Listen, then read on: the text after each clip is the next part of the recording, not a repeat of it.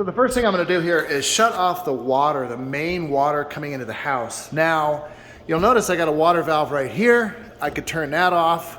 I could turn this one off and just drain the hot water heater really down. I don't have to drain it completely either, but just down enough, because when you're sweating a pipe, so you put the torch on the pipe and you heat up the pipe, when you're sweating the pipe, you can't have water in this pipe. If you have water in the pipe, it won't sweat. So you won't be able to heat it up enough to melt the solder. So really I just want to get the water out of this pipe and just down in the water tank. So I don't have to drain the water tank completely. Now, I've got to shut off the water to the house. I don't want to just shut off this valve. I've got to shut off the water to the house. Now this valve here, I want to leave open when I'm sweating this pipe right here, because my fitting is going to go right here. So I'm going to heat this up, and that's actually very close to the valve.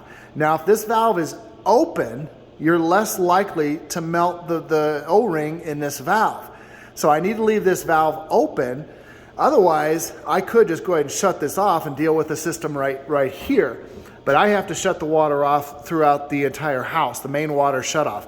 So I do want to sweat this pipe with this valve open. So then that protects this valve. If the valve were closed, then it would heat up the ball inside the valve and potentially melt the O-ring, and then you got to replace the valve. So I'm going to leave this valve open, and I've got to shut off the water to the house. So that means I need to drain all the water throughout the house.